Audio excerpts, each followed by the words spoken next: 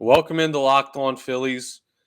Just as we record an episode about how good contract year Rhys Hoskins could be, he seems to suffer a major knee injury in today's spring training game. We'll talk about the implications on today's Locked On Phillies. You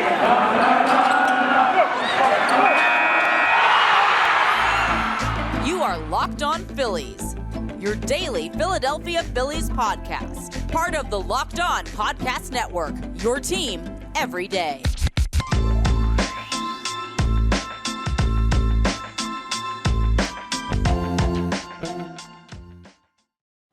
Yes, this is Locked On Phillies. I'm your host, Connor Thomas. Been talking Phillies baseball for years on the radio, TV, all that good stuff. Credentialed Philadelphia Phillies media member. Happy to be here with you as your host of Locked On Phillies. I want to thank you for making Locked On Phillies your first listen every day. We're free and available wherever you get your podcast. Today's episode is brought to you by Gametime. Download the Gametime app, create an account, and use code LOCKEDONMLB for $20 off your first purchase. It's last-minute tickets at the lowest price guaranteed.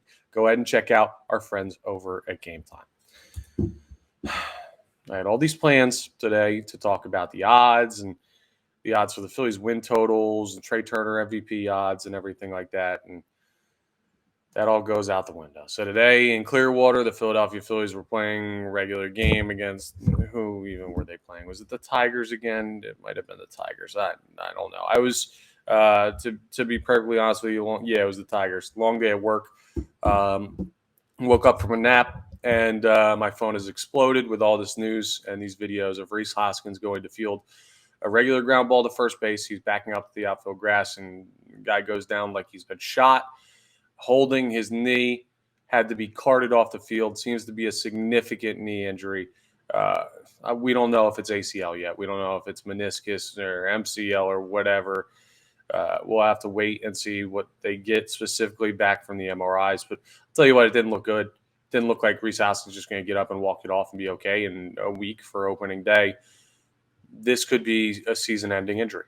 Factually, the Philadelphia Phillies could be without their first baseman for the entirety of the 2023 season. Yes, the one who's supposed to be able to give you 30 home runs and 85, 90 RBIs and bat in the 2-hole or 3-hole or 4-hole. And I mean, that's a huge loss. That's like a season-changing loss.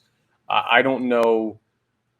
See, it's silly to me to say, well, the Phillies can be really, really good without Bryce Harper. And then Rhys Hoskins goes down and I don't know how the Phillies can withstand losing Bryce Harper. But the point is, when Bryce Harper gets hurt, Nick Castellanos plays right field and Kyle Schwarber plays left, and all your starters are fine. And you have to find someone to DH. And is the team better with Bryce Harper? Yes. But is the DH position super important? No, it's more of a benefit, right? It's an added benefit that opened up last year for the National League. First base is a really important position, both defensively and offensively. And when you have a guy like Rhys Hoskins, who was rated by Major League Baseball one of the top 10 top 10 first basemen in Major League Baseball, to lose that guy, it changes the lineup. It completely changes it. I don't even know who replaces him at first base or how the Philadelphia Phillies make this work. Like, I have no idea. Is it an outside sign-in? We'll talk about that in the next segment about options to potentially replace Rhys Hoskins, but man, it's just such a back-breaking injury this close to the regular season. And if it is indeed season-ending, this could be the difference between a World Series for the Phillies and not a World Series for the Phillies. That might seem over dramatic, but that's how good the division is. That's how good the league is. That's how good Major League Baseball is. Like, you got to get through so many good teams to make it to the World Series. You almost have to be at full strength. Last year, the Philadelphia Phillies were basically at full strength for the playoff run. I know Bryce Harper missed time in the season. I know Gene Segura missed time in the season. I know Zach Wheeler got shut down the final stretch. But you look at who they had all their guys available. And that really helped them make a run. They needed every last one of them. Now, without Rhys Hoskins, I don't know. You can't. That's the thing. You can't go from Rhys Hoskins at first base to Derek Hall at first base, and then whoever DHing. I don't know. Jake Cave, like that lineup's totally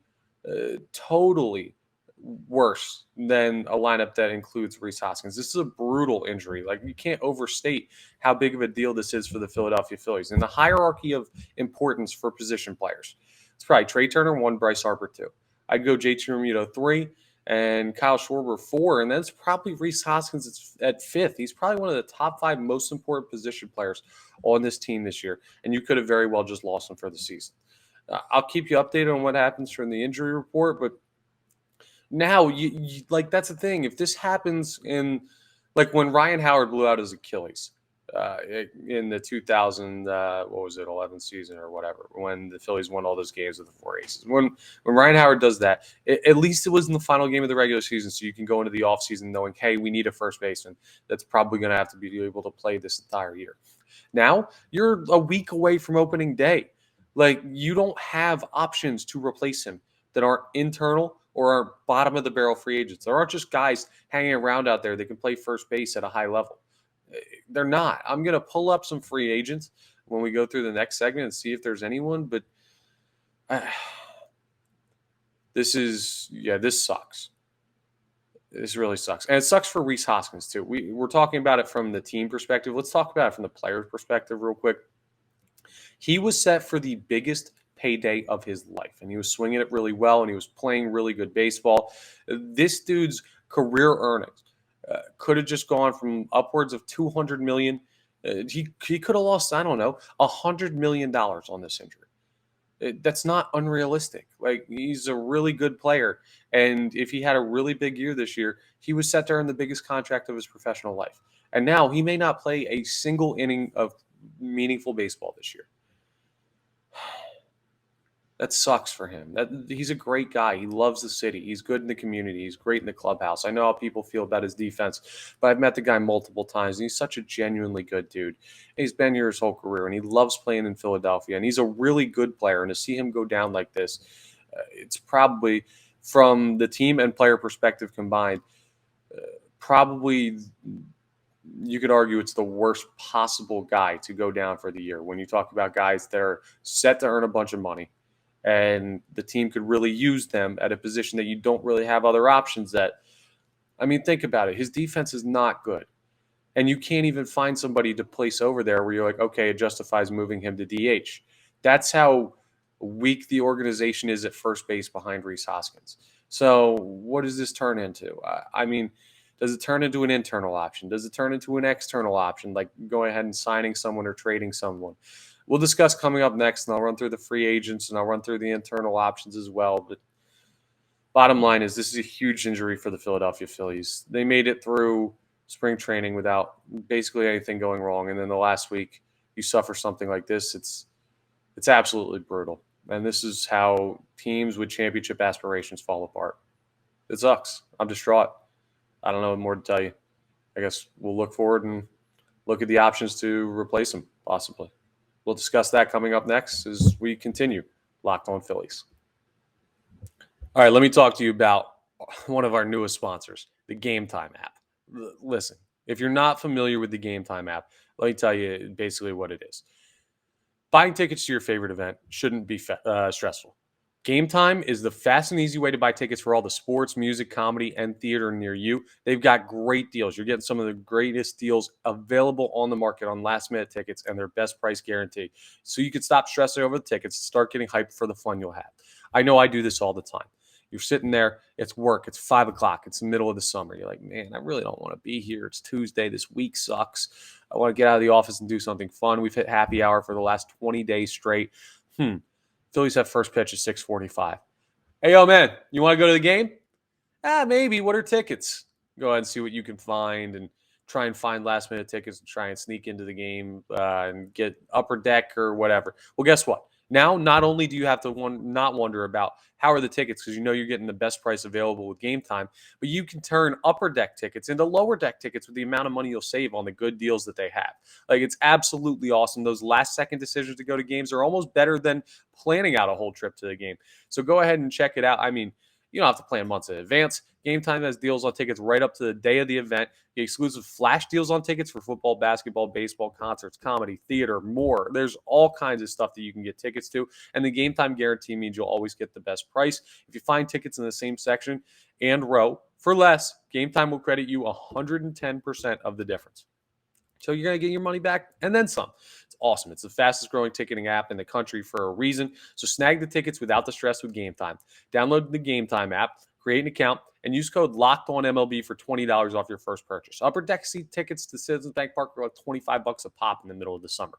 You get $20 off that. That's a great deal. So again, terms apply. Again, create an account and redeem code LOCKEDONMLB for $20 off. Download Gametime today. Last minute tickets, lowest price, guaranteed. All right, let's get into the possible replacements for Rhys Hoskins. So I was going to initially start with the internal options, and then I hopped on Spotrac, which is a great place to check free agents, contracts, all that good stuff. And I looked up available first baseman free agents, and I saw the list, and I said, why don't we just start here? If you go to Spotrac and you type in available free agents and you go to first base, there are currently four guys, that are available to play first base that have the major league experience or a potential major league caliber player. First one's not bad. Miguel Sano's still out there from the Minnesota Twins. He's a power hitting guy, just below the age of 30, righty. So you keep that righty bat in the lineup. He might be the best option as far as guys that are quality players that you can actually plug in. He's not Rhys Hoskins, but he's not a terrible first baseman. That's a name where you're like, okay, that guy's a major league player. Greg Bird is out there available. He's just over the age of 30. Lefty bat. That'd be nice to add to the lineup. You can never have too many lefties. He's out there. Who knows what he's going to cost. Thomas Talise is out there, also from Minnesota, so he's not a guy that is like a major league caliber player to me. And then Chris Marrero from San Francisco is out there, who's nearly 35 years of age, who's probably no one's going to pick up, who's just available. Those are the four guys listed at free agents. I think Greg Bird and Miguel Sano are the only realistic options to even consider, and Miguel Sano is the only one who they would sign where I would say, okay, that works. Bringing in Greg Bird does not move the needle for me. I'd rather see Derek Hall play first base all year if Rhys Hoskins is indeed out the year than look at Greg Bird as an option to play first base. There's a reason why he's still available out there on the free agent market this close to opening day, but it is slim pickings on the free agent market. You don't really have anything you can do. And it's not like there's a guy that's sitting around at first base that you say, oh, we can trade for him now, because you're looking at teams that have already locked in what they're doing for opening day. It's just so late in the off season.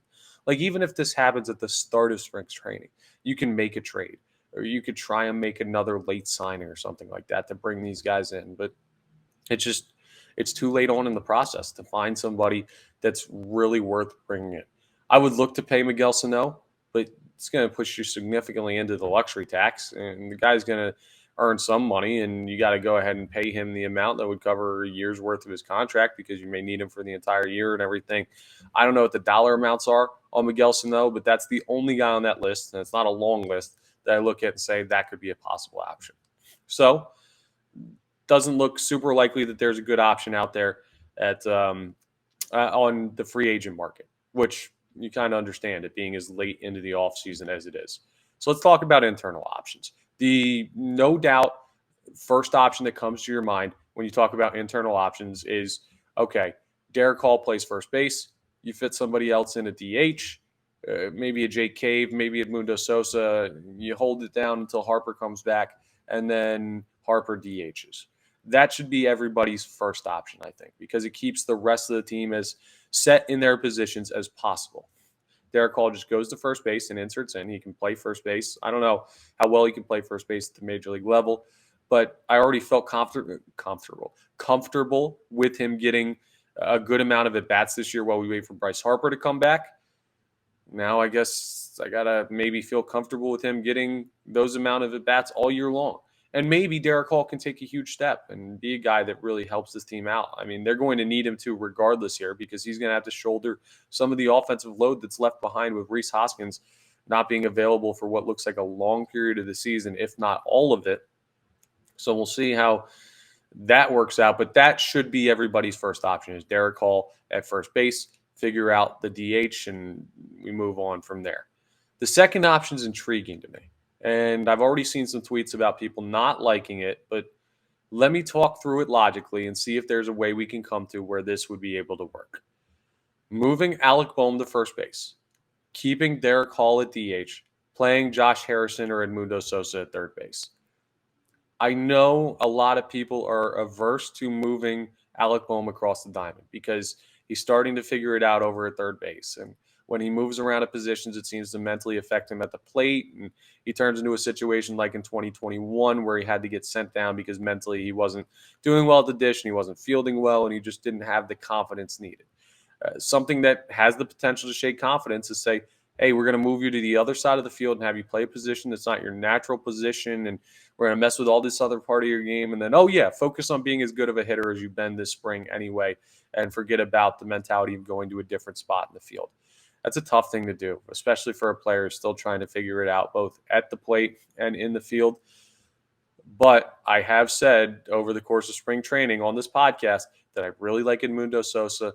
I really like what he brings to the team, both on the field and at the plate. I think he's criminally underrated. I think he's a guy that could have a breakout season this year in a utility role. Now, maybe you start the guy. Maybe you put him at third base. And I have faith in Edmundo Sosa to be able to field that position. I don't know if I have faith in him to have at-bats all year long as your starting third baseman, but I don't know. Maybe that could work. That's, to me, would have the highest upside as an internal option would be Derek Hall stays at DH, Alec Boehm goes to first base, and Edmundo Sosa plays third. But it's also risky. It's super risky. The safest option is the Derek Hall plays first base option. The highest upside option, the highest ceiling, is Alec Boehm goes across the diamond at first, Edmundo Sosa plays third, so you can get him in the lineup every day. But here's the downside of that. You don't have a lot of depth in the outfield. Now, if you play Edmundo Sosa every day at third base, that whole teaching him center field doesn't help. I guess you're looking at a situation now where Dalton Guthrie has to make the opening day roster because you've got a spot open now with Rhys Hoskins going down. And we assume, we don't know for sure what the injury is, but it seems to be pretty darn serious. He was carted off. There's a chance it's an ACL. There's a chance it's an MCL. There's a chance it's season ending. So you'll look at that and say, okay, you can bring another outfielder up, scrap the Edmundo Sosa outfield conversation. Guthrie and Cave are your outfielders, and Cave can DH a little bit with Derek Hall, and then Edmundo Sosa is just your third baseman, maybe for the entire year. It would suck for Alec Boehm's development, and it could mess him up as far as his ability to hit this year, but drastic times call for drastic measures. Losing a first baseman the caliber of Rhys Hoskins, possibly for the season, is drastic times. It's not great. I absolutely hate it.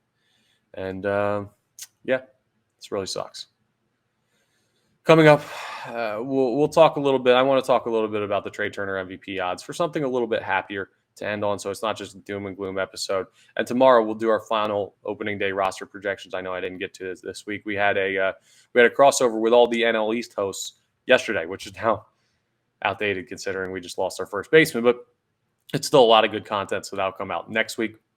But yeah, tomorrow I'm going to be doing the roster projection, so we'll discuss that. But wrapping up, just want to talk about Trea Turner MVP odds real quick. We'll discuss as we finish up Locked On Phillies. And if you're betting on Trea Turner MVP odds, there's no better place to do it than FanDuel. And the NCAA tournament, the tournament's heating up. There's no place better to get in on the action than FanDuel, America's #1 sportsbook. That's because right now FanDuel is giving new customers a no-sweat first bet up to $1,000. That's up to $1,000 back in bonus bets if your first bet doesn't win. Just go to FanDuel.com/lockedon and sign up today to claim your no-sweat first bet. Then you can wager on everything from the money line to point spreads, which team will be cutting down the net at the end of the tourney, all on an app that's safe, secure, and super easy to use. So don't miss your shot at a no-sweat first bet up to $1,000 when you join FanDuel today. Just go to FanDuel.com/lockedon to sign up. Make every moment more with our friends over at FanDuel. So I'm on my FanDuel app right now, and I'm going over to MLB Player Awards, and I'm looking at the odds for National League MVP. And Juan Soto is leading the way at plus 550. Mookie Betts at plus 950. Ronald Acuna Jr. and Fernando Tatis Jr. are both tied at plus 1,000. And then down there standing all alone in fifth at plus 1,100 is Trea Turner. Now, you look at the offseason he's had and everything. You look at the caliber of player he is, best shortstop in baseball for a lot of people's money. And you say, okay, it makes sense that he's got top 5 odds to win an MVP in the National League, right? Well, here's what's interesting. I checked just a week ago, and he was like 8th or 9th. He's made this type of jump because, well, one of two reasons. Either the books have adjusted because they think he's more talented than what they initially thought, and there'd be a lot of weight put on his ability to help the Philadelphia Phillies without Bryce Harper. And now without Rhys Hoskins, that number could go even higher because he's going to be asked to do even more for the Philadelphia Phillies. The other thing you could think of is in the World Baseball Classic with Trea Turner hitting all those home runs. By the way, Turner went yard again in spring training today for the Philadelphia Phillies. The guy's on absolute fire. It could be that people watching the World Baseball Classic immediately ran to their FanDuel apps and said, let me place, I don't know, $20 bet on Trea Turner to win MVP. He placed a $100 bet on Trea Turner to win MVP. And that influx of bets caused the line makers to move the odds in favor of Trea Turner being an MVP. So it's interesting. I didn't think the World Baseball Classic could possibly affect the players' MVP odds to the point where they jumped 3 spots in the rankings before the season even starts as far as odds are concerned. But it has for Trea Turner. So I want to know, how confident are you that Trea Turner can be a National League MVP this year? With Rhys Hoskins going down, his role in this team becomes significantly more important, as does everybody else's. But I mean, come on, the stars got to carry you when one of the stars goes down. And Trea Turner, well, he's poised to be the best player on this team this year. Again, 1,100 odds for MVP. I think it's a really good bet. I think it's something interesting to take a look at. I don't know that he'll win it because there's just so many talented players on this Phillies roster that sometimes you get lost in the shuffle when there's other guys that have really big years. Like when Kyle Schwarber hits 46 home runs last year, Bryce Harper's stuff that he's doing, and I know the injury factored in, but I'm just saying, like, Bryce Harper's ability kind of gets not minimized, but like you're like, oh, okay, well, Schwarber's also hitting 40-something bombs. And JT Realmuto is the best catcher in baseball, and this, that, and the other thing. So I can understand. Well, you look at the other guys, though. Juan Soto's on a stacked team. Fernando Tatis Jr. is on a stacked team. Ronald Acuna is on a stacked team. Mookie Betts on a stacked team. So it kind of exists with all of them, but that's why it's so tough to predict. I love the bet for Trea Turner for MVP. I love that he's jumping up in the odds. I think they'll continue to rise if he stays this hot in the regular season, obviously. So something to keep an eye on. If you want to make yourself feel better about the Rhys Hoskins injury, hey, we still have one of the top 5 best players in the National League going into the season. 2 of the top 5 if you count Bryce Harper, because I think he'd be up there too if he was healthy. But you can also potentially make some money on that. So go ahead and check out our friends at FanDuel and look at Trea Turner's MVP odds if you're so inclined. That's all for today's super fun episode of Locked On Phillies, where we debate whether or not the Philadelphia Phillies season is just completely in the tank before it even starts. Thanks for making Locked On Phillies your first listen. Now for your second listen, check out Locked On Fantasy Baseball. Win your league by listening to Matt and Dom every day as they bring you the best fantasy draft strategies. Find Locked On Fantasy Baseball wherever you get your podcasts and on YouTube, part of the Locked On Podcast Network, your team every day. Thanks again for listening to Locked On Phillies. Please rate, review, subscribe to the YouTube. I appreciate it. So you're locked in on all the Locked On content we'll be doing ahead of the Philadelphia Phillies season. And I will talk to you next time on the next episode of Locked On Phillies.